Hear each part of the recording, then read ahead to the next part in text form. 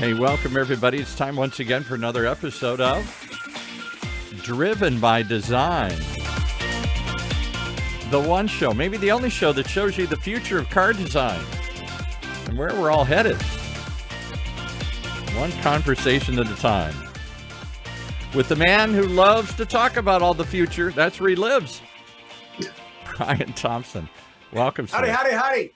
Good afternoon, everybody. Afternoon here in this space I'm in. Who knows where it is where you're watching, but thank you for tuning in today. We actually have a really interesting guest today coming straight out of Mazda and looking towards the future of electrification of automobiles. Ali Jahed. I'm going to spell your name, Ali, because I want to say Jawa, because I think it's like the closest thing I can pronounce to Jawa. That's kind of how it's pronounced, but it's actually Jahed. Ali, welcome to the show. Right on. Thanks, Brian. I appreciate you guys having me. Yeah, it's, as my grandpa would say, it's great to be had. So one of the things I want to give people a little background about what you do is, Ali, you worked at Mazda for many years. Mazda is close to my heart. My design mentor who taught me automotive design, Tom Matano, created the Miata. So I love Mazda. You were part of Mazda's electrification of their vehicle program, meaning coming into a space as a latecomer to the space in terms of electrification, but in the way that only Mazda could do it, with enthusiasm to keep the car fun to drive. And going forward, you now have your own consultancy, and you are working on this concept of, on a broader scale, helping companies to electrify the thing that we call the automobile. Did I get that right? That's right, Brian. You got it right. Excellent. Tell us, as we get into this, tell us a bit about what you learned at Mazda. Let me preface my question in this sense.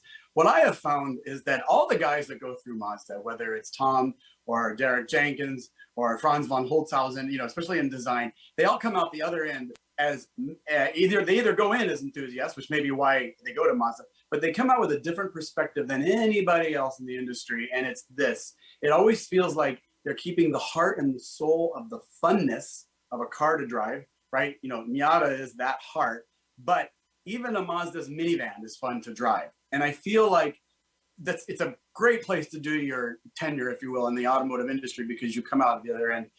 How are you infusing, rather the question is, what did you learn at Mazda that you're taking forward?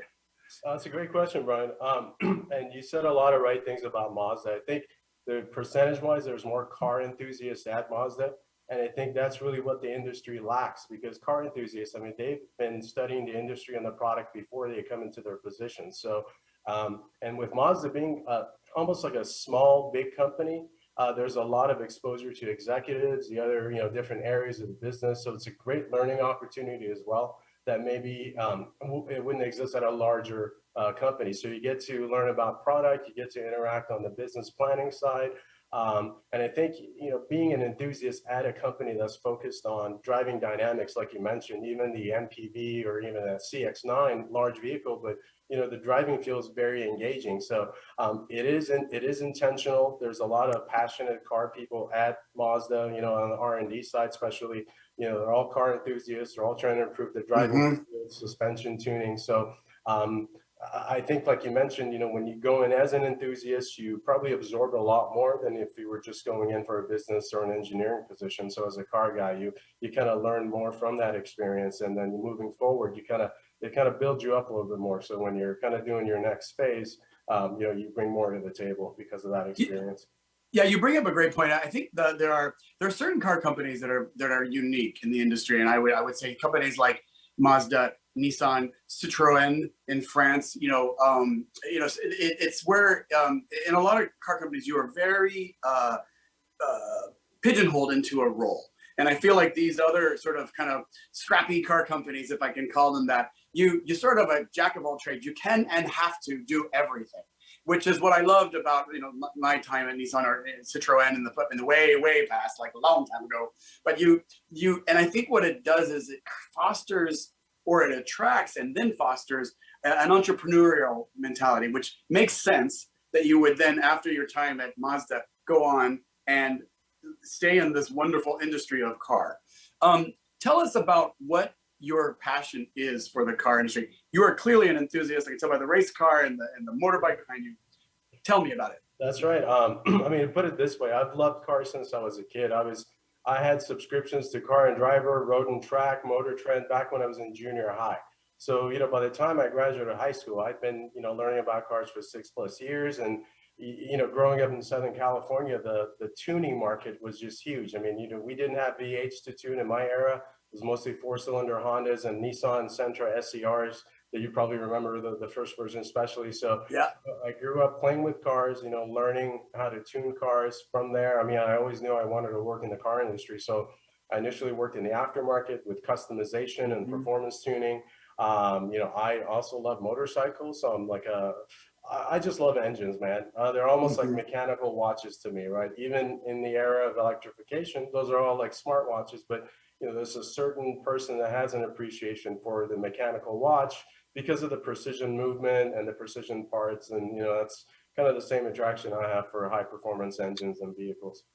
Yeah, and it's an interesting thing because I want to really hear your thoughts about where the industry is going because, oftentimes I work a lot on self-driving cars right now. And the feedback I'll get if somebody hears about that is often, oh, it's going to be a future where we ride around like Wall-E and there's nothing to do. And it's like, it couldn't be further from the truth.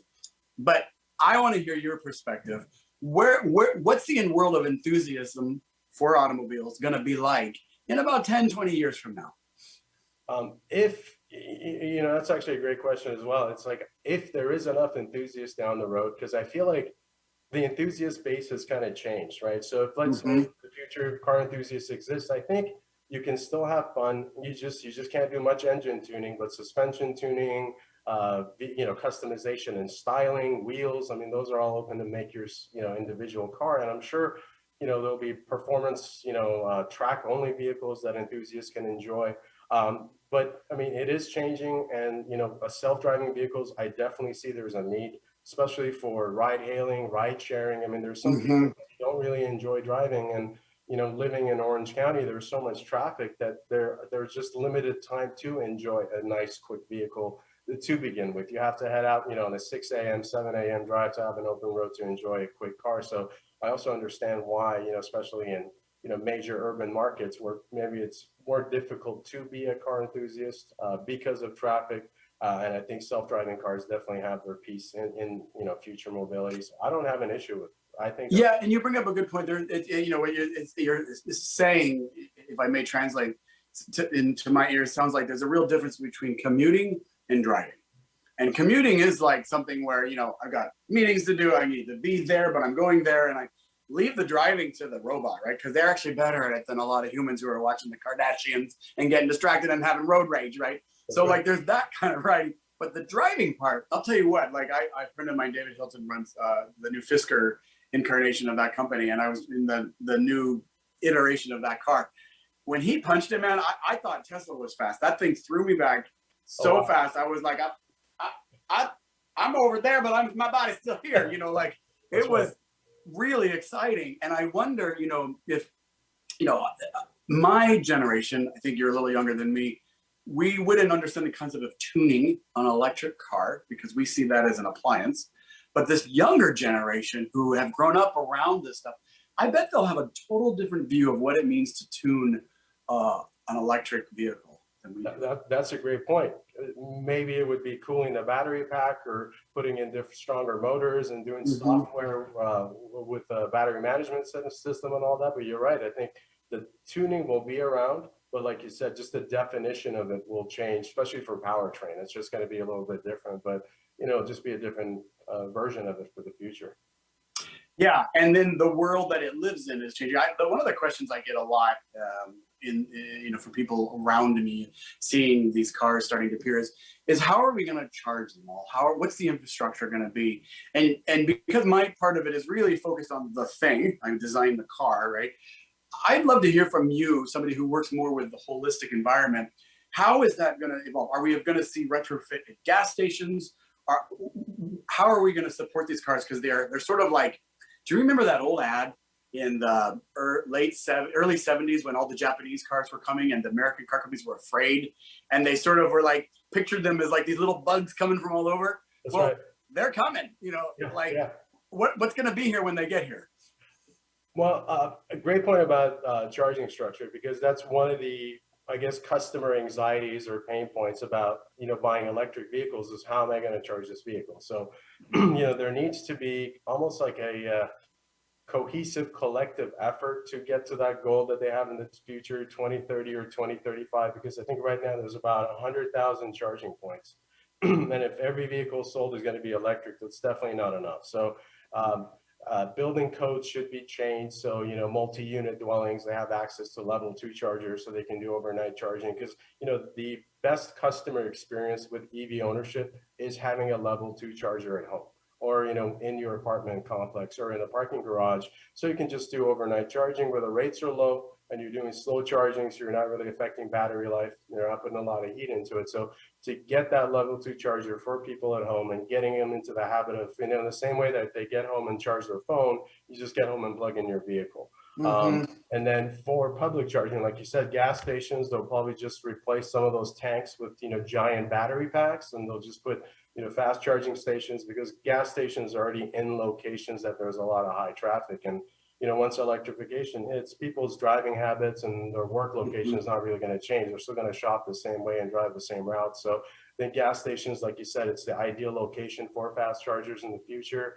And then having level 2 charging at home or at the office, that's really the best customer solution. So there's just so much to be done to get to that level where there's fast chargers out there, like, every gas station around the corner. So yeah, so infrastructure is changing, adapting. A lot of it's going to come into your home, your personal space, public space.